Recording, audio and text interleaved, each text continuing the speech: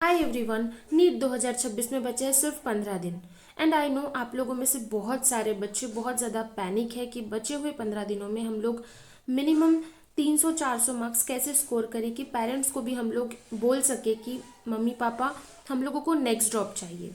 And obvious सी बात है, जब हम थोड़ा अच्छा स्कोर कर लेते हैं तो हम लोग पेरेंट्स के सामने एक अच्छा फेज लेकर जा पाते हैं कि हमारे अंदर कैपेबिलिटी है, हम लोग कर लेंगे।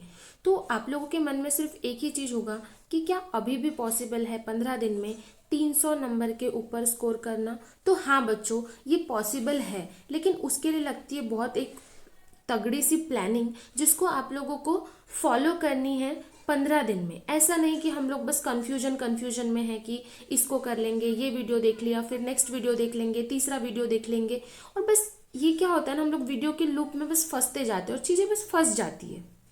उसके बाद कुछ नहीं हो पाता, जो हम लोग कर सकते हैं वो भी चीज़ें नहीं कर सकते। सो हाँ, ये पॉसिबल है कि आप लोग बचे हुए 15 दिन में 300 मार्क्स मिनिमम स्कोर कर सकते हो। और अगर आपकी प्रीवियस स्टडीज ऑलरेडी हो चुकी है तो ऑब्वियस सी बात है आप लोग 350-400 मार्क्स भी स्कोर कर सकते हो। कुछ बच्चों को BA MS में एडमिशन लेना होगा, वो लोग वहाँ भी एडमिशन ले सकते हैं, या फिर कुछ बच्चों को नेक्स्ट ड्रॉप लेना है, वो लोग नेक्स्ट ड्रॉप भी ले सकते हैं। ठीक है, तो हाँ, ये मेरी तरफ से मैं बोल रही हूँ, ये पॉसिबल है कि बचे हुए 15 दिनों में अगर आप 0 पर हो तब भी आप 300 मार्क्स स्कोर कर सकते हो। अब कैसे करेंगे उसके लिए मैं आपको स्टेप बाय स्टेप चीज़ें बता देती हूँ।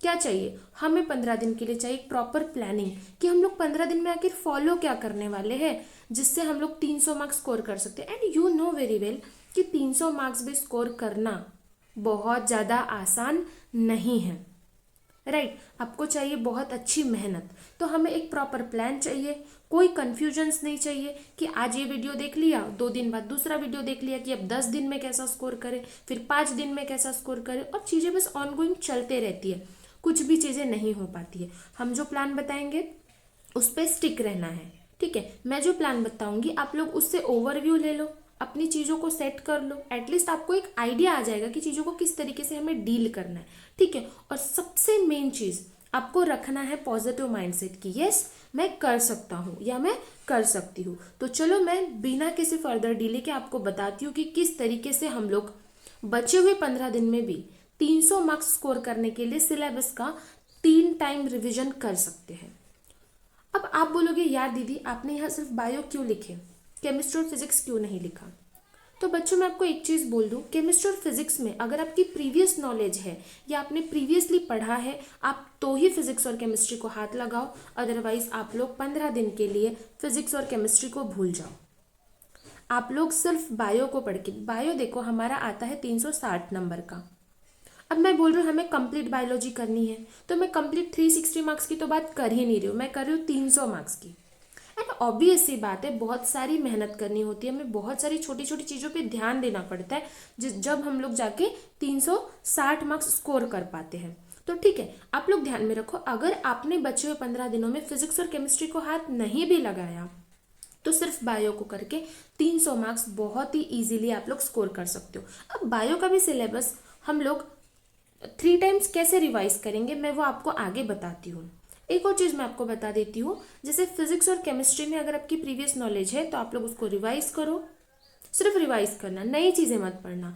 आपके ये 300 मार्क्स के साथ वो प्लस पॉइंट हो जाएगा कि आप 400 स्कोर कर रहे हो या 450 स्कोर कर रहे हो, ठीक है। मैं ये उन बच्चों के लिए बता रही हूँ जो 0 पे है और अभी भी बचे हुए 15 दिन में अपनी जी जान लगाकर वो लोग 300 मार्क्स स्कोर करना चाहते हैं, ठीक है। तो चलो बताती हूँ मैं कि कैसे हम लोग 3 बारी सिलेबस को रिवाइज करेंगे बचे हुए 15 दिनों में। सो देखो यहाँ पे मैं एक प्लानर लेकर आई हूँ कि हम लोग सिलेबस का कंप्लीशन किस तरीके से करेंगे। तो बच्चों देखो, पहला सिलेबस कंप्लीशन जो है हमारा वो हम रखेंगे 8 डेज का। आप लोग जब भी ये वीडियो देख रहे हो तब से आप लोग 8 दिन का एक शेड्यूल बना लो, ठीक है। और 8 दिन में आपके लिए मैं एक काम रख रही हूँ कि आपको क्या करना है, 4-4 चैप्टर का सेट बनाना है जिसको आपको 8 दिन के लिए डिवाइड करना है।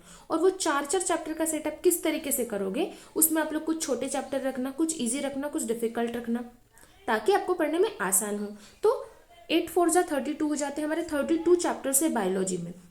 तो 8 डेज में हमारा पहला सिलेबस कंप्लीशन हो जाएगा। और 8 डेज में आपको करना क्या है, पहला सिलेबस कंप्लीशन डिटेल में करनी है थोड़ा सा, तो उसके लिए आपको करना क्या है, आप लोग NCERT बेस्ड क्लास देख लो जिसमें वर्ड टू वर्ड NCERT को एक्सप्लेन किया गया है। मैंने भी मेरे चैनल पे कुछ चैप्टर्स की एनसीईआरटी को एक्सप्लेन करते हुए कुछ क्लासेस अपलोड की है, पर मैं पूरा सिलेबस अभी तक नहीं करवा पाई हूँ। मैंने यूट्यूब पर लेट स्टार्ट किया है, ठीक है। तो ऑलरेडी कुछ यूट्यूबर्स की क्लासेस दी हुई है जिनमें उन लोगों ने एनसीईआरटी को वर्ड टू वर्ड एक्सप्लेन किया। आप लोग सर्च करो, आप लोगों को वो लेक्चर्स मिल जाएंगे। मैं बिल्कुल नहीं बोल रही हूँ कि आप लोग मेरी क्लासेस देखो, बट हाँ आपको पसंद आती है और कुछ चैप्टर्स की आपकी डिमांड है तो आप लोग मुझे कॉमेंट सेक्शन में बताना, मैं जल्दी से जल्दी उसको अपलोड करने की कोशिश करूंगी, ठीक है। तो ये जो 8 डेज वाला जो प्लान है उसमें आपको क्या करना है, पहली चीज आपको एनसीईआरटी वाला जो लेक्चर है वो देखना है, या आप खुद से पढ़ के समझ पाते हो तो आप लोग खुद से पढ़ लो, ठीक है। फिर आप उसके लास्ट 5 ईयर्स के पीवाईक्यू लगा लो, ठीक है। और उसके बाद में एनसीईआरटी एग्जाम्पलर को आप लोग सॉल्व कर लो। और ध्यान में रखना यार, 12 से 14 घंटे आपको मिनिमम पढ़ना पड़ेगा ये दिनों में। आप नहीं बोल सकते कि दीदी यार हम लोग 6 घंटा पढ़ लेंगे और कर लेंगे, ये पॉसिबल ही नहीं है, ठीक है। तो आप लोगों का 8 डेज का आप लोग अपने अकॉर्डिंग, अपनी अपनी कैपेबिलिटीज के अकॉर्डिंग प्लानर बना लो। एक दिन में 4 चैप्टर के अकॉर्डिंग, और 8 डेज में आप पहला सिलेबस कंप्लीशन जो है वो कंप्लीट कर लो। अगर आप लोग बोलोगे कि दीदी आप लिस्ट बना के दे दो, तो मैं नेक्स्ट वीडियो में लिस्ट भी बना के दे दूंगी जिससे आपको हेल्प हो जाएगी, ठीक है। फिर सेकेंड पार्ट हमें कैसे करना है बेटा, हमें सेकेंड पार्ट को करना है 5 दिन में कंप्लीट। अब 5 दिन में कंप्लीट करना है तो लगभग हमें 6 से 7 चैप्टर हमें हर दिन करने हैं, ठीक है। जब हर दिन करने हैं तो आप जो 5 को मल्टीप्लाई करोगे 6 से तो क्या हो जाएगा, सिर्फ 30 चैप्टर्स का प्लानर है। लेकिन आप लोग ध्यान में रखना, जैसे 2 चैप्टर हमारे लिविंग वर्ल्ड और माइक्रोब्स वाला चैप्टर है, वो छोटे छोटे चैप्टर, आप उसको कहीं भी एडजस्ट कर लेना इस तरीके से। तो ये 13 डेज में हमने 2 बार सिलेबस को किया। एक बार हमने सिलेबस को अच्छे से पढ़ा, लेक्चर के थ्रू भी किया, ठीक है। लेकिन सेकेंड टाइम में आपको लेक्चर नहीं देखने हैं, आपको वही एनसीईआरटी को रिवाइज करना है, या फिर कोई जो लेक्चर आपने देखा उसको आप 2x पे लगा लो, पॉडकास्ट की तरह सुन लो, ठीक है। और जो क्वेश्चंस में मिस्टेक्स हुई थी उन मिस्टेक्स को आप लोग रिवाइज करो। ये सेकेंड टाइम में हो गया। और थर्ड टाइम में आपको क्या करना है, हाईलाइटेड पॉइंट्स जो होंगे एनसीईआरटी के वो आपको 2 दिन में कंप्लीट करना है। एक दिन में 11th की एनसीईआरटी कर लो, दूसरे दिन में 12th की एनसीईआरटी कर लो। और एनसीईआरटी के बाहर आप किसी भी नोट्स के ऊपर डिपेंड मत रहो। 90% पेपर जो है वो एनसीईआरटी बेस्ड आता है, आप इजीली 300 मार्क्स इसमें स्कोर कर लोगे, ठीक है। एक मैंने जो फिक्स रिसोर्स की बात किया था वो क्या चीजें हैं देखना जरा। आप लोग एनसीईआरटी को लाइन बाय लाइन करो, कुछ कंफ्यूजन्स रहता है यूट्यूब से क्लियर करो, गूगल से क्लियर करो, किसी से भी क्लियर करो, बस क्लियर होना चाहिए, ठीक है। पीवाईक्यू सॉल्व कर लो लास्ट 5 ईयर्स की, और एनसीईआरटी एग्जाम्पलर के क्वेश्चंस देख लो। मैं बोल रही हूँ इतनी चीजें कर लो, 300 मार्क्स आप लोग इजीली स्कोर कर लोगे, ठीक है। और अगर फिजिक्स में और केमिस्ट्री में आपने कुछ चैप्टर्स पढ़ लिए हैं तो आप उनको रिवाइज कर लो, आप लोगों के 50-100 मार्क्स और इंक्रीज हो जाएंगे, ठीक है। तो मेरे एंड से यही चीजें थी, आप लोगों को मेरे एंड से और चीजें लगती है तो आप लोग डेफिनेटली कमेंट करो, मैं जल्दी से जल्दी चीजों को अपलोड करने की कोशिश करूंगी, ठीक है। टाइम वेस्ट नहीं करना, इधर उधर स्क्रोलिंग में आप लोग अपना ध्यान मत लगाओ, पढ़ना शुरू करो, ठीक है बच्चे।